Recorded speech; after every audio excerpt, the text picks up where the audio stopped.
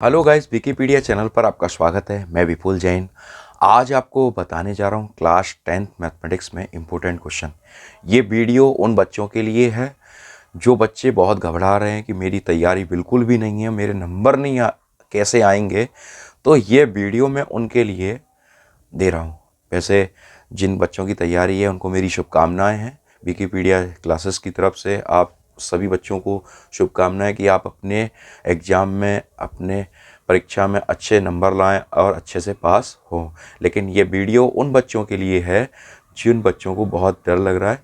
तो मेरी वीडियो को आप देखो, एक भी सेकंड आप स्किप ना करें वीडियो को, नहीं तो आपका बहुत नुकसान हो जाएगा। क्योंकि मैं हर टॉपिक के बारे में आपको क्लियरली बेस बाय बेस बताने जा रहा हूँ और मैं टाइप बता रहा हूँ क्वेश्चन की। आप इन चैप्टरों को तैयार कर लीजिए जिससे आपकी अच्छी तैयारी हो जाए। और बहुत देखिए, मुश्किल से वैसे टोटल आपके 15 चैप्टर थे जिसमें से 4 चैप्टर कोविड-19 ने बाहर कर दिए हैं। आज हम सिर्फ 11 पार्ट में से, 11 अध्याय में से मुश्किल से 5 या 7 चैप्टरों की बात करेंगे जिससे आपके 50 प्लस नंबर आ जाएंगे, मेरा जो मानना है।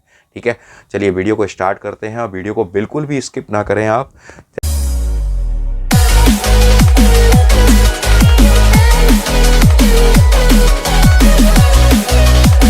चलिए यहाँ देखिए, यहाँ आपको मैं बताने जा रहा हूँ चैप्टर 1 है मेरा।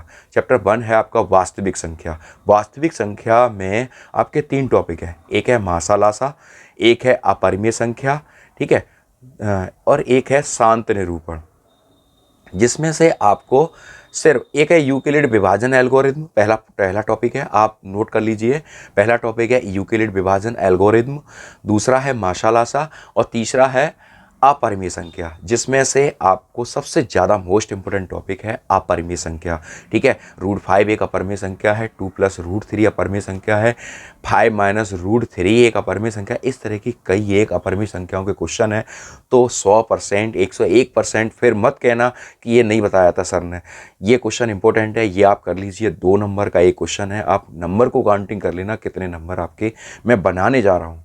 ठीक है दोस्तों, समझने की बात है। आप आज भी 16 फरवरी से आपके पेपर स्टार्ट हैं। आज 2 तारीख है। तो अगर आज से भी आप अपनी तैयारी कर लोगे फिर भी मेरे हिसाब से 50 प्लस नंबर आपके बन जाएंगे। ठीक है, मैं 70 से 50 प्लस की बात कर रहा हूँ। ठीक है, अब पहला टॉपिक है आपका अपरिमेय संख्या। अपरिमेय संख्या आप अच्छे से तैयार कर लो। और मासा लासा जो है, यानी HCF और LCM जिसकी हम बात कर रहे हैं, HCF और LCM क्लास 6 स्टैंडर्ड के हैं, बहुत सिंपल हैं। ठीक है, यहाँ से आपको एक क्वेश्चन आपको जरूर मिलेगा, एक मिल जाए, 2 मिल जाए। और अपरिमेय संख्या, ठीक, अगर आप यूक्लिड विभाजन एल्गोरिथम को कर सकते हो तो बहुत बेटर है, पूरा चैप्टर कंप्लीट हो जाएगा। ठीक है, पहले चैप्टर से आपको कोई दिक्कत नहीं होनी चाहिए। ठीक, यहाँ से आप तैयार कर लीजिए। यहाँ से आपको 5 से 6 नंबर का मिलेगा क्योंकि 20 ऑब्जेक्टिव क्वेश्चन है। 20 ऑब्जेक्टिव क्वेश्चन है, वहाँ से भी क्वेश्चन आएंगे, वहाँ से भी आपको क्वेश्चन मिलेंगे, ऑब्जेक्टिव क्वेश्चन में भी और डिस्क्रिप्टिव में भी मिलेंगे। यानी 20 नंबर और 50 नंबर का डिवाइड जो क्वेश्चन पेपर है, जिसमें से मल्टीपल चॉइस जो क्वेश्चन है उसमें भी आपको इस चैप्टर से मिलेंगे और उसमें भी मिलेंगे। ठीक है, अब नेक्स्ट चैप्टर की बात करते हैं। दूसरा चैप्टर आपके में है नहीं, तीसरा चैप्टर है 2 चर वाले रैखिक समीकरण का युग्म। अब इसमें आपको क्या पढ़ना है, मैं उस चीज़ें में बताना, आपको फालतू का नहीं पढ़ना है क्योंकि अपने पास टाइम बहुत कम है। आपको क्या पढ़ना है, 2 चर वाले रैखिक समीकरण का युग्म। अब 2 चर वाले रैखिक समीकरण के युग्म में क्वेश्चन कहाँ से बनेगा वो आप समझ लीजिए। जैसे 2 रेखा के युग्म है, NCERT की बुक में आपको एक टेबल बनी हुई मिल जाएगी, ब्लू में हाईलाइट हो रही है वो। 2 रेखा युग्म, जैसे A1x + B1y + C1 = 0, A2x + B2y + C2 = 0। शायद आपके दिमाग में अभी नहीं आ रहा होगा। अब यहाँ से आपके 3 से 4 क्वेश्चन बनेंगे। कैसे बनेंगे वो जरा समझना। जैसे 2 रेखाओं के युग्म, A1/A2 = B1/B2, ये किसका समीकरण है, प्रतिच्छेदी रेखा का। ठीक है, इसके कितने हल होते हैं, इसका एक हल होता है। ठीक, फिर कंडीशन आती दूसरी, A1/A2 = B1/B2 = C1/C2। इसमें रेखा के युग्म समांतर होते हैं। ठीक है, असंगत होती कहानी। और इसमें जो हल होते हैं वो होते हैं आपके, कोई हल नहीं होता इसका। ठीक, और नेक्स्ट है a1/a2 equal b1/b2 equal to c1/c2। ये संपाती है, इसके अनंत हल है और ये आपको यहाँ से तैयार करना है। ठीक है, इसकी जो एक्सरसाइज है वो 3.2 है। यहाँ से आपको k का मान, m का मान, c का मान भी निकलवा लेते हैं। तो ये आपको कंपलसरी तैयार करना, क्योंकि यहाँ से आपको मल्टीपल चॉइस यानी 20 नंबर के क्वेश्चन पेपर में और 20 नंबर के क्वेश्चन पेपर में और डिस्ट्रक्टर क्वेश्चन जो 50 नंबर का पेपर है उसमें भी आपको मिलेंगे। ठीक है, आपको मेरी बात समझ में आ रही है? ठीक, एक्सरसाइज 3.5 और 3.6 में प्रतिस्थापन अभिक्रिया, विलोपन अभिक्रिया, वज्रगुणन विधि। ठीक, इसमें से यहां से 4 नंबर का क्वेश्चन आएगा।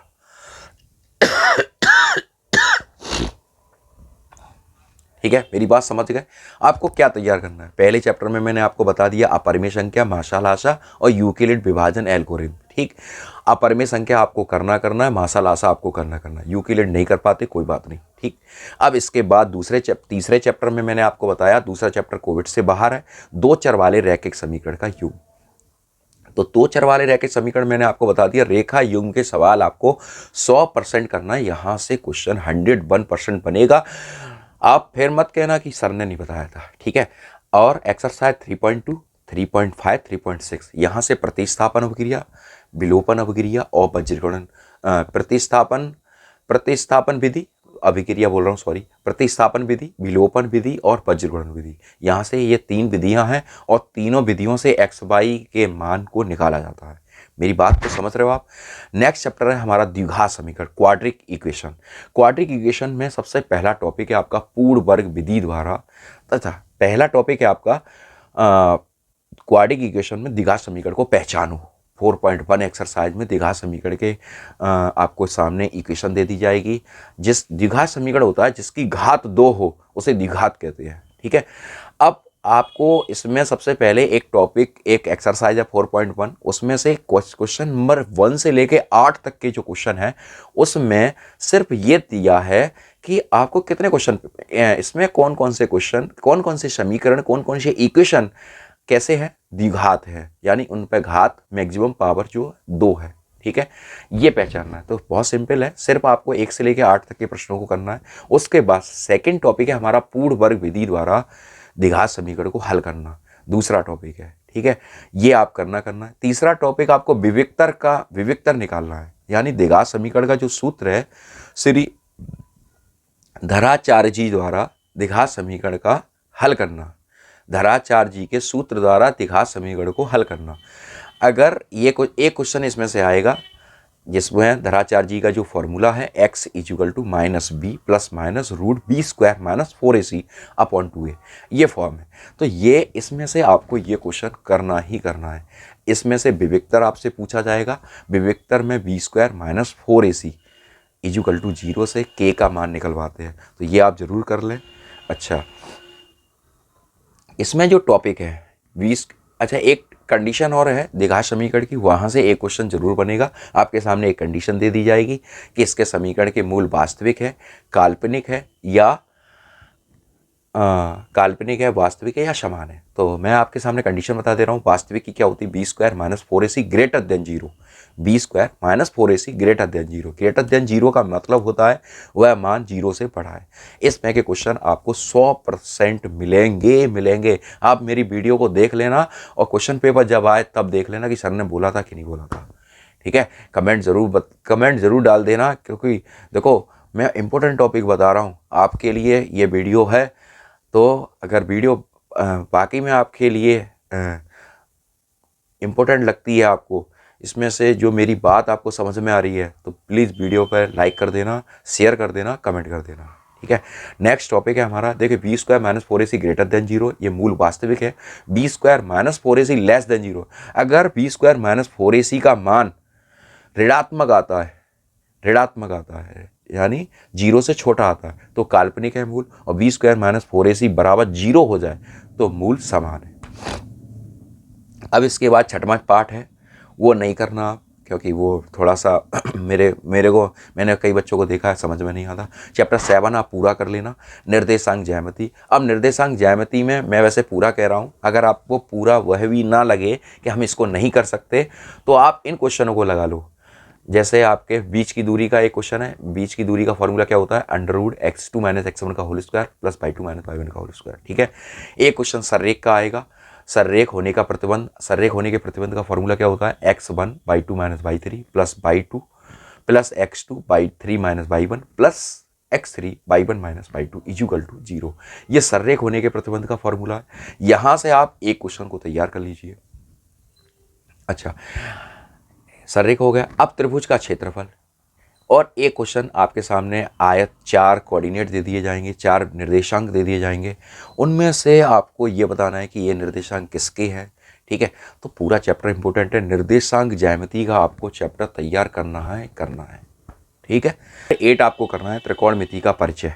अब देखिए, त्रिकोणमिति के परिचय में सबसे सिंपल जो बात है आपके सामने, sine cos tan sec cosec cot, इसमें लंब कर्ण आधार पाइथागोरस प्रमेय इसमें लगेगी, तो पाइथागोरस प्रमेय को आपको लगाना है। और पाइथागोरस प्रमेय में लंब कर्ण आधार वाले जितने भी क्वेश्चन हैं वो कर लेना, क्योंकि वो है सबसे ज़्यादा आपके पूछे जाते हैं और मल्टीपल चॉइस क्वेश्चन में आपको मिल जाएगा चैप्टर 8 में से।